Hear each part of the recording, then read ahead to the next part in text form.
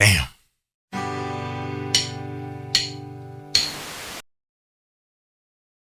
What's good, ladies and gentlemen? Welcome back to the channel. I'm LotusAsakura, the one who never knows best, and in today's video I'm here to talk to you guys, unfortunately, about the end of 2XKO. I wish I could say that I didn't see this coming, but I think the writing has been on the wall for a while, and unfortunately I think a lot of us probably expected this. Maybe not so soon, but yeah, I'm sure most of you have heard by now, but in case you haven't heard or seen the news already, official from the Riot Games Twitter account, with a heavy heart, the Play 2XKO team shares an update about the future. Active development will end in December, which is just 4 months from now, which is insane because the game just released earlier this year in January. The final content patch goes live in October, servers stay online, in-game purchases made before August 20th will be refunded, which is crazy. Where do we even start? I think before we even start talking about anything, first and foremost, I just want to say that my heart genuinely goes out to every developer who worked on this game. I know that game development is not an easy job. It's oftentimes a thankless job. And I know that at the end of the day, from the bottom of your guys' hearts, all you wanted to do was make the coolest fighting game you possibly could and see a lot of people have fun and enjoy your game. And it's a shame that it didn't live up to the expectations of not only a lot of players, but clearly Riot as well, and maybe even some of the people on the development team. Wishing you all the best. Obviously we had a similar conversation when a large portion of the staff got laid off earlier this year, when it was like half the staff got laid off, something along those lines. Was still hoping for the best for the game. I still played the game a decent amount, not a ton. I'm not gonna sit here and act like I was the biggest 2XKO fan ever. I wasn't. I've got about 300 hours or so in the game, which is like a lot by an average person standards, not a lot by like a fighting game enthusiast standards. For reference, I've already got like 100 hours in Marvel Tokon, which is a game that I enjoy more. But the point is, like, I did still give 2XKO a pretty fair chance and played it a decent amount. I even participated in the Sage Jam Slam for it back in June, and that was pretty fun. I had a good time with it. And unfortunately, it just seems that it wasn't enough. Yeah, where do we even begin, man? So active development will end in December. This game released in January. So within 8 months, they decided that they have to wash their hands of this game because it simply isn't successful. The final content patch goes live in October. We recently, or somewhat recently, got the announcement that I believe it was Lux and Samira would be 2 DLC characters getting added to the game. And that's going to be it. That'll be the final balance patch. That'll be the final content update. No further characters. So I mean, I made a whole wish list video. It was like an hour-long video of me and K7 just kind of talking about the characters that we'd like to see get added to the game. Bro, I did a lot of reading and and video watching, learning about some of these characters, and talked with K7 a lot, trying to learn more about League of Legends champs and see the characters that I think could be really sick and really cool and really fun to be added to this game. And it just that will never be the case. There's so many things to talk about. But the servers will stay online for how long exactly, I'm not sure. And also in-game purchases made before August 20th will be refunded. That's crazy. I spent a pretty penny myself on skins, especially being that I was an Ari player. But yeah, man, let's go ahead and take a look at the article, which gives us some more detailed information, and we can talk about things piece by piece. So, hey y'all, we have an update to share on the future of 2XKO. 2XKO active development will conclude at the end of 2026. Over the last few months, we've been monitoring 2XKO's trajectory closely, and what we've seen is painting a clear, consistent picture. While a lot of you jumped in to try the game, and there's an incredible community that plays every day, we haven't seen enough players stick with the game to get to a path towards sustainability. And I mean, yeah, that makes sense. I mean, this game was hyped up by a lot of people as, oh, it's going to be the savior of the FGC. This is going to catapult the FGC into the mainstream. It's going to be the biggest game. It's going to be able to compete with Street Fighter. And this was all because of, like, it's a Riot game, you know. Riot, it's League of Legends, you know, they're one of the biggest games in the world.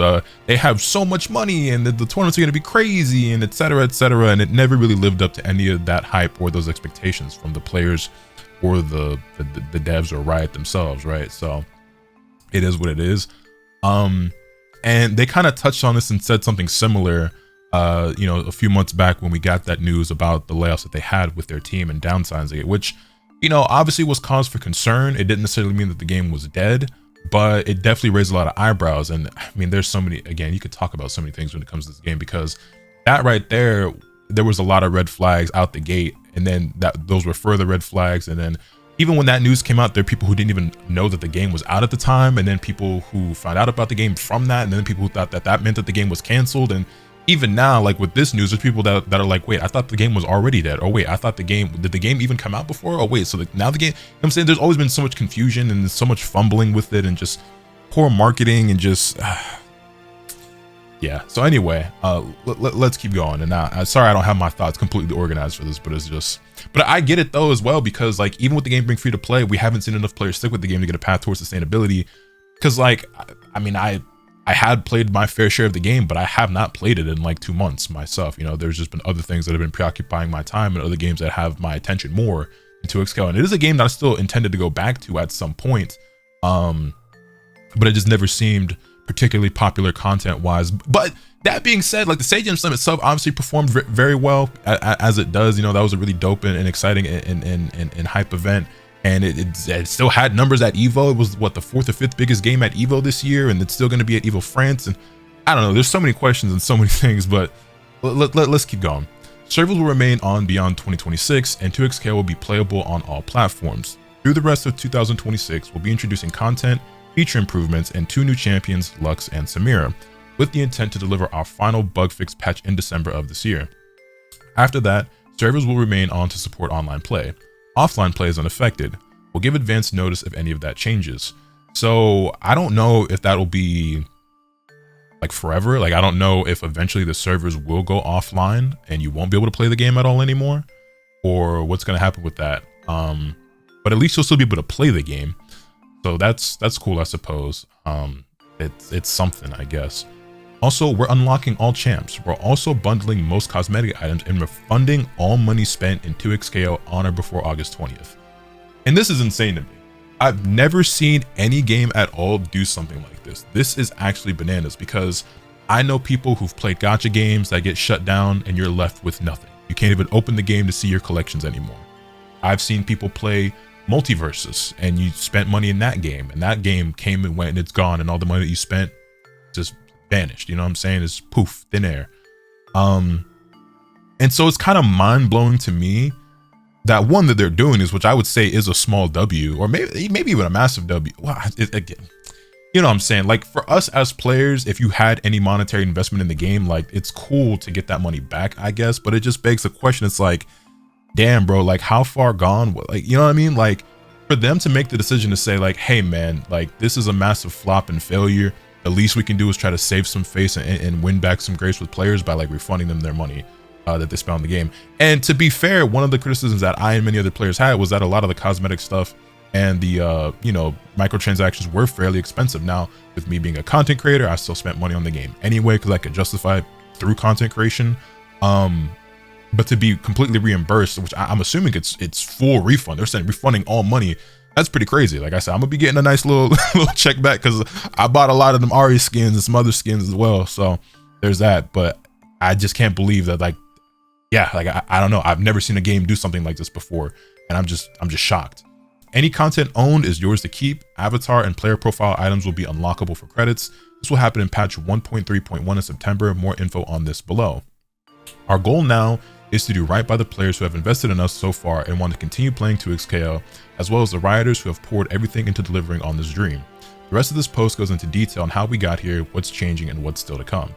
But what was Riot's goal with 2XKO? Which is a great question that I have because that never really felt clear. Our dream was to build a game that the fighting game community would love to play with their friends. Okay? We wanted to be respectful of the incredible games that came before ours and bring Riot's take on live service to a new set of hungry players, which I thought was an interesting angle to take. I don't even think that the failure of this game means that the free-to-play model can't work. I just don't think it was executed very well with this game. Our approach was to tackle some of the issues that we knew the FGC struggled with by building more reliable netcode, which they did. The netcode in this game was phenomenal. Making the rank grind less lonely with the implementation of the duo system, which probably could have been pushed even more, but was pretty innovative, and I think did entice a lot of people who might not have ordinarily played the game to play the game. Committing to more frequent game updates, which they did. I do think there is such a thing as overpatching a game or like updating things too frequently. They certainly did this. I would even go so far as to say that it felt like not only were they updating the game too frequently, but they also may have been a bit too heavily influenced by a lot of people on Twitter. You know, but it is what it is. While the genre progressed significantly in the last 10 or so years, we believe 2X delivered on many of these promises, and I would agree with that. On the business side, we hope that by making the game free, we could make the genre more accessible and discoverable to new players, and that they could fall in love with fighting games in the same way that we did. Again, I liked the idea of the free-to-play model. I still think live service can work, but I think I would not be shocked if a lot of people look at this and now go, well, clearly it can't. If Riot can't make it work, who can? And they might just scrap the idea altogether, and we may not ever get this again. Because Multiversus, I believe, was also free, right? Or was it pay? I don't remember. Don't quote me on that. I can't remember for sure, but yeah, like a lot of people are gonna look at this and be like, well, if Riot can't make it work, who can? Like, we might as well just scrap this all together and just never try again. I wouldn't be shocked that that's the sentiment a lot of people have. That other developers look at it and just be like, we just can't do it. Ideally, this would have happened over time. It's been 8 months. Like, over time. Well, how much time? You didn't give it very much time. I mean, I get it, the game wasn't an immediate smash hit, but like, the thing is too, is like, I really do wonder what the standard was, because I get it, it's Riot Games, you know? Like, I don't know if they had expectations of this game having like hundreds of thousands of players or like 1 million plus players or what, which is obviously incredibly unrealistic for a fighting game, you know what I mean? Like, this game was never gonna have, you know, 6-figure numbers on I guess not Steam, but like on PC or like on the charts or whatever, because that's just not how fighting games are. But maybe they thought that it could and would, because it is Riot and it does use the League of Legends IP, which they never did a good job of marketing the fact that that was the case, because I'm sure there's a lot of people who still don't know about the game's existence or didn't know that it was a League of Legends fighting game. And but regardless, it's like, if there's something to say ideally this would have happened over time, you didn't really give it much time. I mean, for the game to be confirmed to be over like less than a year into its lifespan is like, you really, like, I don't know. Starting by earning the trust of lots of core fighting game players and going into a larger player base when more features and content came online. And the lack of content was a big reason why I do think that this game ultimately failed, because, I mean, let's be honest, the roster was completely and entirely abysmal. Like, it just, I mean, it was a huge turnoff for me. Like, I didn't really play the game immediately at launch because there wasn't a team that I truly loved. And when Akali got added, that's when I did get pretty heavily invested. But there are tons of people who, like, even if they knew about the game and had some interest, they're like, yeah, I don't want to play Braum. I don't want to play Caitlyn. Like, where's Aatrox? Where's Set? Where's Riven? You know what I mean? Like, we could talk all day long about the roster, but we also went to this project knowing from the start that free-to-play comes with a minimum player requirement to support these ambitions. I really wish we knew what that minimum player requirement was, and we'll never know. And also how many players it does have, because we don't have the numbers. Like, we don't have access to that, you know what I mean? And I really wish that we did, because I'm curious, like, how many players are playing 2XKO? Is it a few hundred, a few thousand? Is it in the 5 digits by chance? Like, we really don't know. We have no way of knowing. Is it more than Marvel Tokon right now? Is it less than Marvel Tokon right now? Is it about average? How does it compare to Street Fighter? I don't imagine it's on Street Fighter's level, because Street Fighter is Street Fighter, but, you know. Early on, we saw pockets of the FGC fully embrace 2XKO, and we got proof that this approach was working at a small scale. Players pushed the game to its limits in high-level play, and brought their non-fighting game friends to play with them. Duos became a great way to mash buttons together, tournament organizers added the game to their weekly lineups, and players told us they just wanted more, champs, events, features, etc. And yeah, man, there is a very passionate community of players, and we'll take a look at some community tweets talking about all this stuff after we get through the article. But 2XKO, regardless of its size, had a very strong and passionate community. There are a lot of players who felt very strongly about this game, loved this game. I mean, there's even a guy who got 2XKO tatted on his knuckles, you know what I'm saying? Excuse me. So it's like, there were some diehard fans of this game. And I just, yeah, I mean, like I said, the champs is the big thing. Like, the lack of content in the game, and particularly from a roster standpoint, I truly and genuinely do believe that is one of the biggest downfalls of this game. There's several, but I do think that is one of the absolute biggest ones.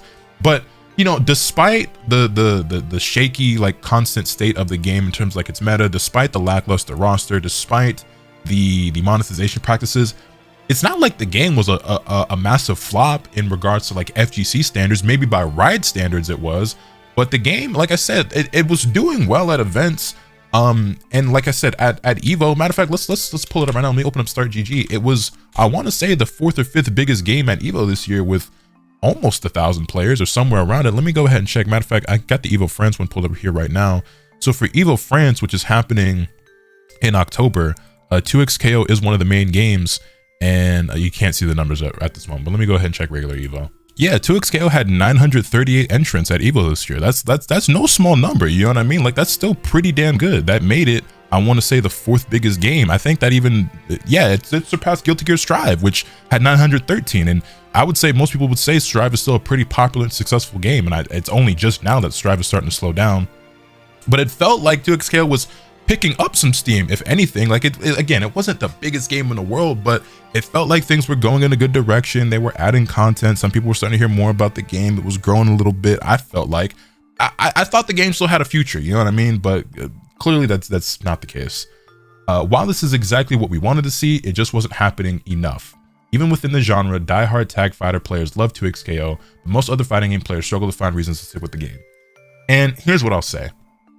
At this point in the video, I'm sure I've already gotten a lot of smart-ass comments from people who don't really know what they're talking about, that think that they know a lot more than they really do, saying things like, oh, the game failed for this reason and that reason, and see, it died because it's a tag fighter, and it shouldn't have been a tag fighter. For whatever reason, people get really hung up on this in particular. I don't think that this game failed because it's a tag fighter. I think there is this idea that people have in their heads that I don't know where it came from, that tag fighters are too hard, or they can't succeed, and things of that nature. Dragon Ball FighterZ became the biggest game on the planet and is the best-selling Arc Sys game of all time and one of the best-selling Dragon Ball games of all time, and it's a tag fighter. That game had 250,000 viewers at Evo. That game sold 10 million copies. That game was a massive, massive, massive success, and it was a tag fighter. And you could say, oh, what's the Dragon Ball IP? Nigga, it's League of Legends. And now we got Tokon, which is Marvel. Tag fighters can work, and they have worked. This idea that tag fighters are the reason why games don't succeed or flop or fail, that they're too hard, is bullshit. Is bullshit. And if you say that, I'm gonna just straight up say you don't know what the fuck you're talking about. Regardless, there are other reasons why the game didn't succeed. But yeah, I'm sure there are all types of armchair psychologists and just geniuses who think that they have the reason why. I'm like, oh, if they had done it my way, or I know how we could have made the game succeed, and so on and so forth. But it is interesting though, because they're saying that things were going in the direction that they wanted, but it just simply wasn't enough. And so it just leads one to believe that they just had truly unrealistic expectations for this game that it was just never going to be able to live up to. Because frankly, they probably wanted it to be the biggest game, and I just don't know if it was ever going to topple Street Fighter. I guess it always had the potential with the backing of Riot and the League of Legends IP, but it just never lived up to that.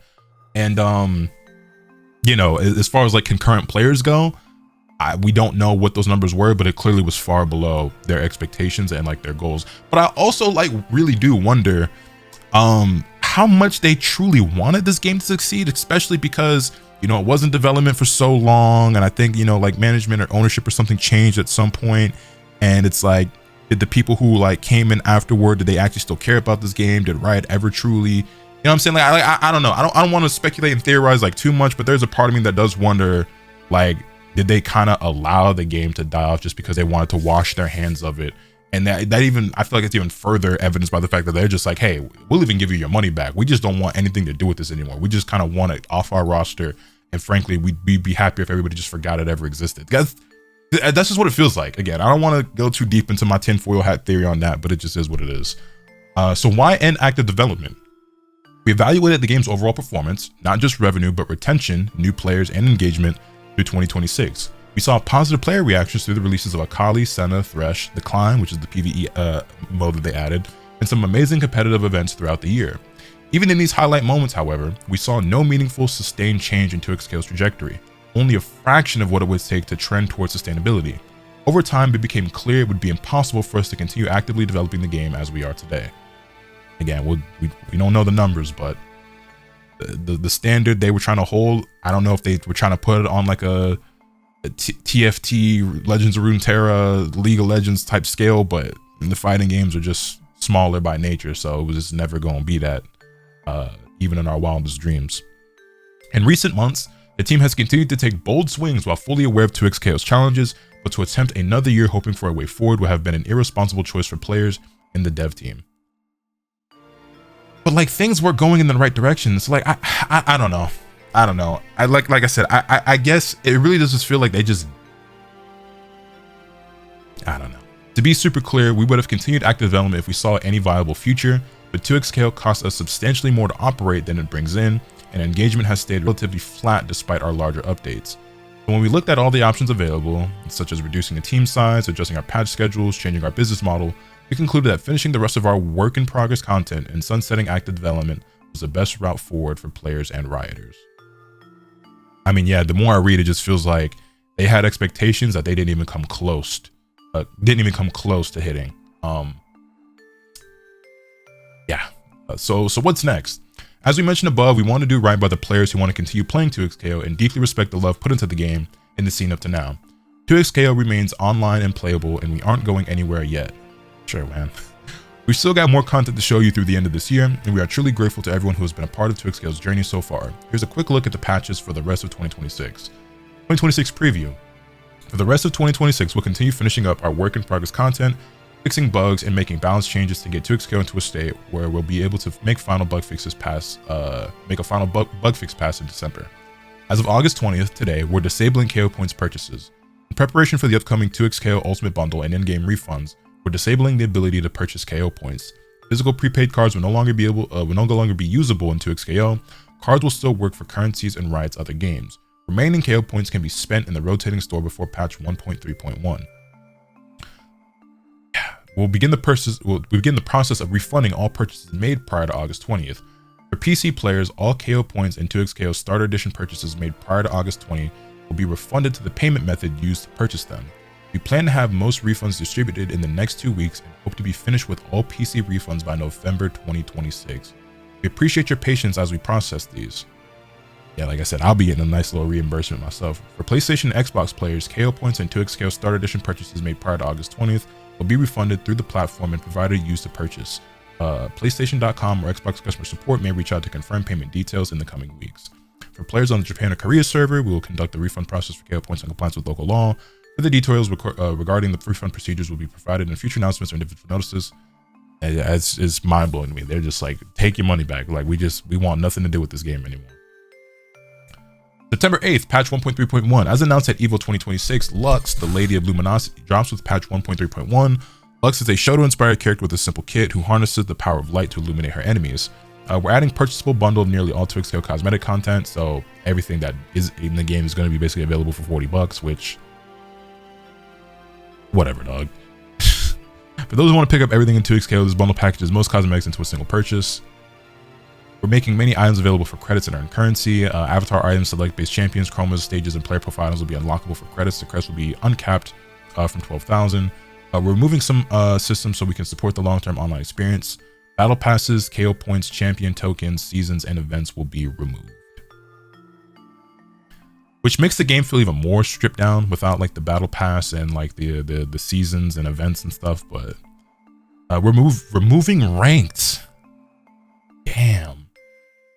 And adjusting matchmaking to be streamlined within casual lobbies.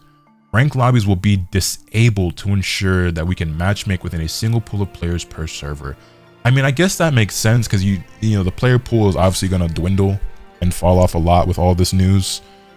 And in order to consolidate it and have it less divided, I guess eliminating ranks so that everyone's in the same pool of in the same queue, it does make sense. But damn, that does suck. Because I know people really care about ranked. Granted, Avatars is out right now, and that game is having, you know, its own level of success, and people are loving it, despite the fact that it has no ranked right now. Which I do believe it does intend to add it at some point, but it currently does not have it, and people are just grinding the game like crazy. Casual lobbies will still be match made by skill, so you should still expect to see players around your skill level, and private lobbies will be unaffected. We're unlocking most gameplay content for all players. All champions will be unlocked for all players. Fuses will still be unlockable through tutorials. We're updating other parts of the game. We'll add voice chat and a large map to private lobbies, which will allow up to 40 players in one private lobby. Y'all should have did this before. This would have been a nice feature to have in the game prior, but whatever. More information will be available in the 1.3.1 patch notes. Launching in October, 2xKO's final champion is Samira, the Desert Rose, who looks gorgeous. You know, she probably was going to be really cool, or probably is going to be really cool, but Samira is a bounty hunter who fights with bombastic flair, switching between her sword and dual pistols for maximum style. We'll also update the 2xKO bundle to include all remaining skins and cosmetics. Owners of the bundle will receive the added items automatically. This will be the final major content patch for the game. More information will be available in the 1.3.3 patch notes. So Lux and Samira probably aren't going to have like any extra skins and stuff, huh? Compared to... Yeah, okay. Well, and then an optional patch in December. If required, this patch will mostly be focused on bug fixes and it won't introduce major new content. From here, 2xKO servers remain online and the game will still be available to download for free on PC, PlayStation 5, and Xbox Series X and S.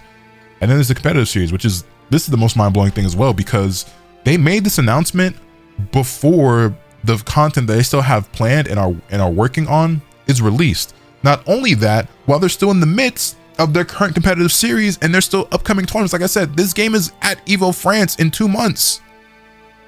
It's like a month and a half. Like you couldn't at least wait. Like you could have at least waited till October to be like, hey, now that the dust has settled, you know, Evo's happened. Samira's out. Unfortunately, we got to let y'all know that this is the end. You know what I'm saying? Like, I just feel like, because the game, obviously it was going to lose all steam regardless if this was the route that it was going, but like, you definitely took the wind out of a lot of players' sails. I wouldn't be shocked if a lot of people, like, there's going to be some people who are so passionate, they want to send the game off right. They still like the game, they want to play it. There's definitely going to be people who like compete and whatever, and obviously there's still money involved and stuff, but I wouldn't be shocked if a lot of people were just like, well, whatever, man, like, why bother? The game has no future. It's that's all over and done. They had a cool little run, but we just moving on. I'm DQing. I don't care. I'm not going to this event. We're not watching this event, whatever. You know what I'm saying? Like, I wouldn't be shocked if that happens. But the competitive series is unchanged through 2026 and will continue to support players and TOs. This includes prizing for all major and challenger events, which is, you know, good to know. The final competitive series will take place in November. Beyond 2026, TOs can continue to run events featuring 2xKO using the community competition guidelines online or offline. How are you still gonna force people to like abide by guidelines for the game when like you're whatever? There's no perfect way to handle a decision like this. As 2026 continues, we'll be figuring out what more we can do for players, TOs, competitors, and creators that have consistently shown up for the FGC through 2x. We'll have conversations with community leaders over the next few weeks and we'll keep you posted here. Ultimately, we're proud of the game this team built. It doesn't seem like you're proud of it at all, actually. It seems like you're very, very ashamed and embarrassed and disgusted with the very existence of the game, if I'm keeping it a stack. We're grateful to everyone who made the game what it is today, and we're looking forward to the rest of this year's releases. What's written above reflects our current plan, and we may make some adjustments to dates and comms as we go. Looking to the future, you can count on Riot to keep exploring new genres and ways to bring players together. I don't think we can count on Riot at all, if I'm being honest. For now, we're focused on leaving 2x in a great spot, then we'll head back into the R&D lab, where we'll take time to learn and work on how we come back stronger for the next swing at the next genre. So yeah,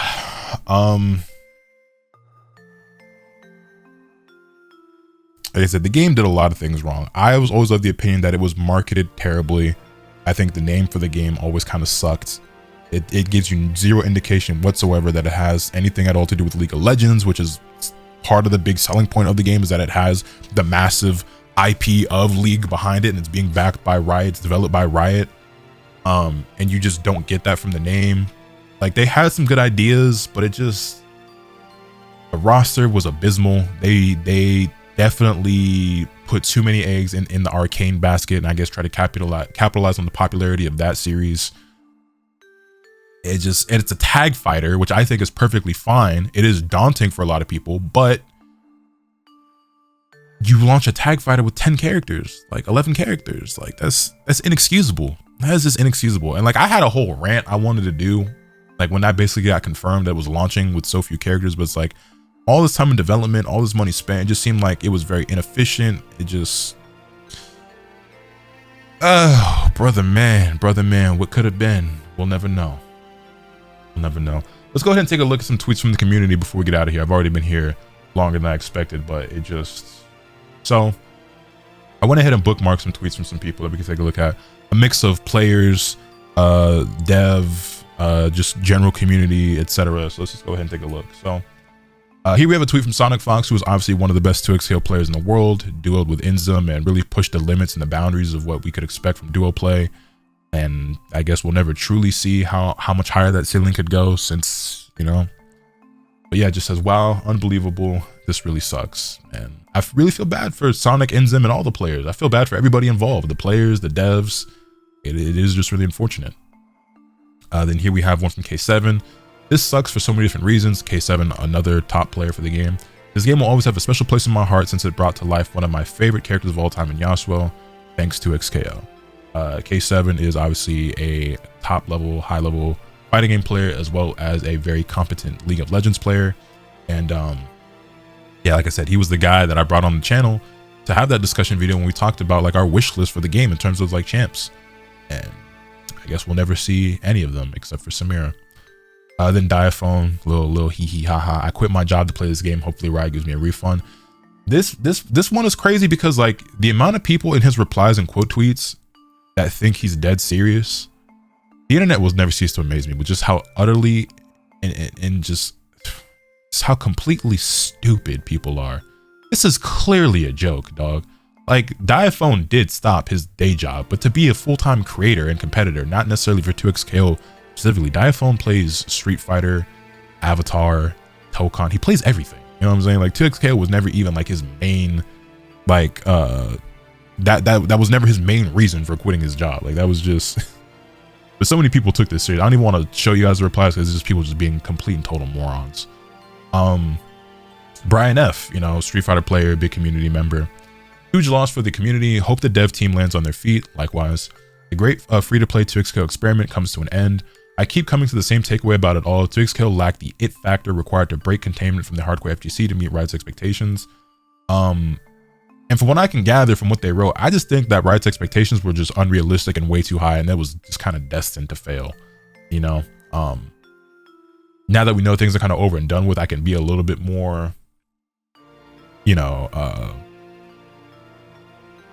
that's just the type of verbiage I just didn't want to put out there before, just because it's like you want the game to succeed. I was never preying on its downfall, but from the beginning, like once the game came out, it's just like, oh, it fumbled the launch really, really bad. It didn't have an immediate console release. There's a lack of content. The name sucks. The marketing sucked.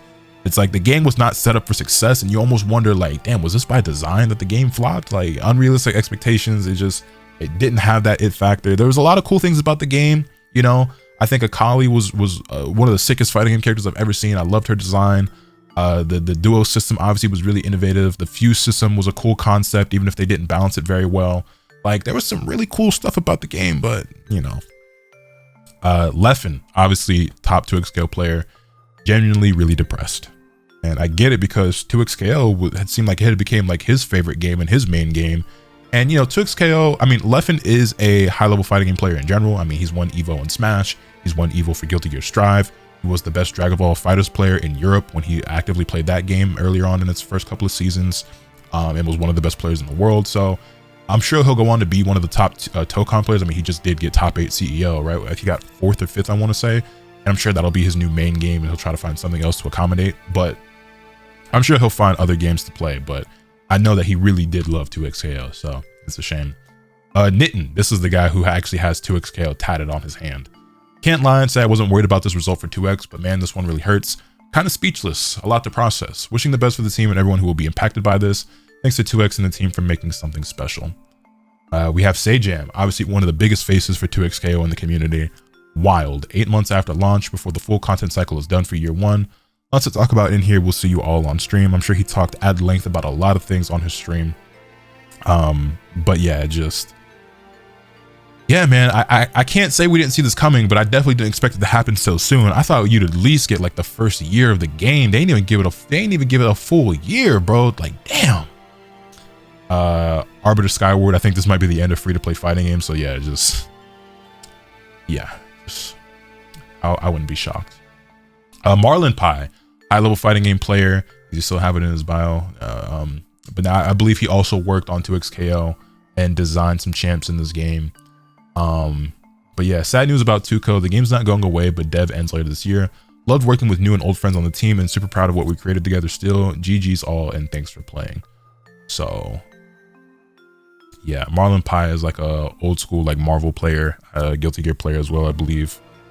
And yeah, man.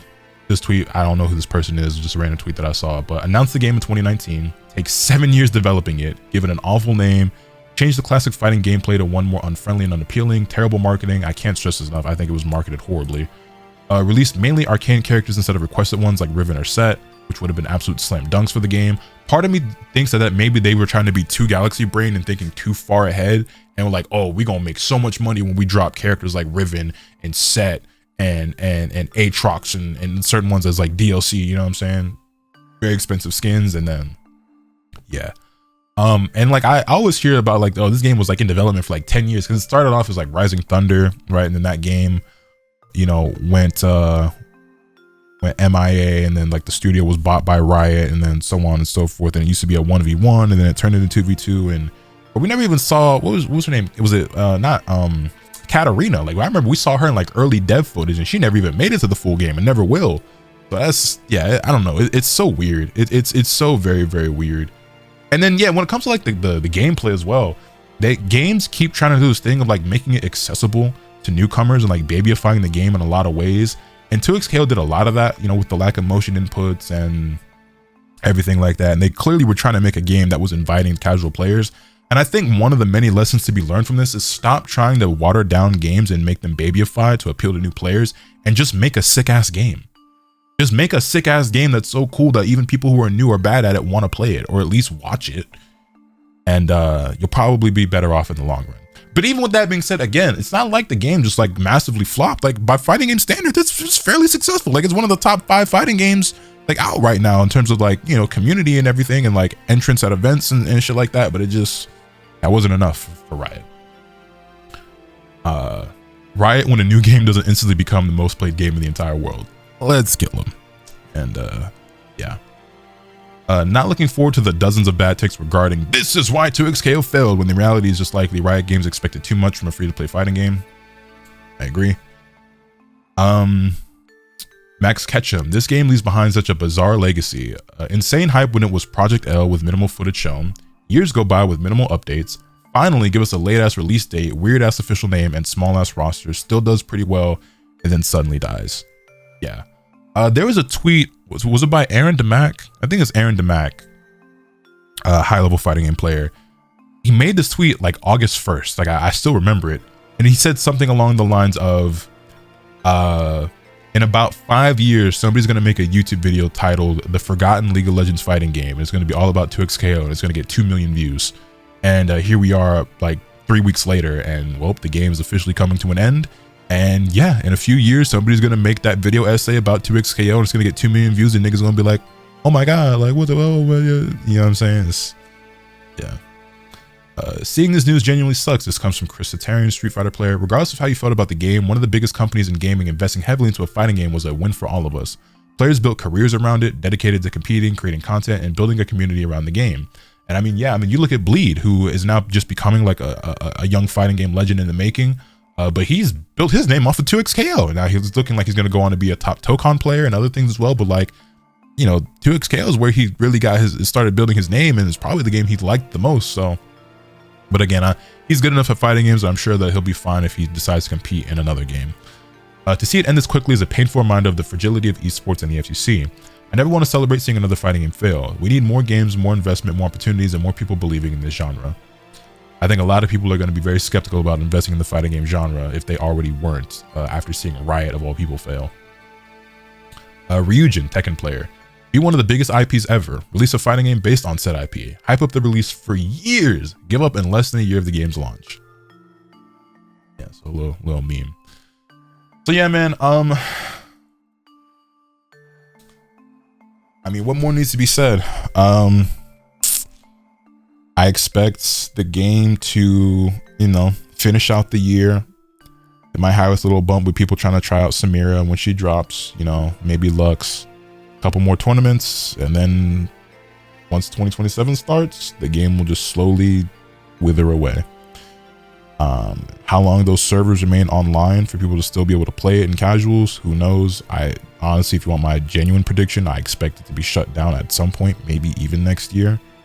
But I don't know. I don't really necessarily, I don't know how all that works. And if it's just like, if it's not too expensive for them to just keep that online or whatever. But it sucks. You hate to see it. Never praying for the downfall of a fighting game. But yeah, man, there was just so many things wrong. There were just so many things wrong. I know everybody thinks that they have the reason why it failed or what they would have done differently that would have made the game successful. I guess I've even done some of that here myself in this video to a certain extent, but I think ultimately, like, one of my biggest takeaways, I've said it before, but I'll say it again, is that I think the expectations that Riot had for the game were just far too high. And I don't know if they were set too high on purpose so that they didn't have to, like, continue to invest in the game or what, but it's really weird.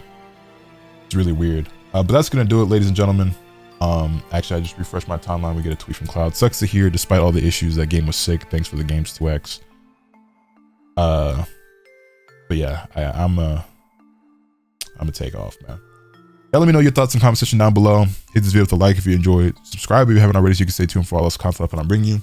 With all that being said, it's pretty much off today. And remember that it could happen to you from the bad. Later.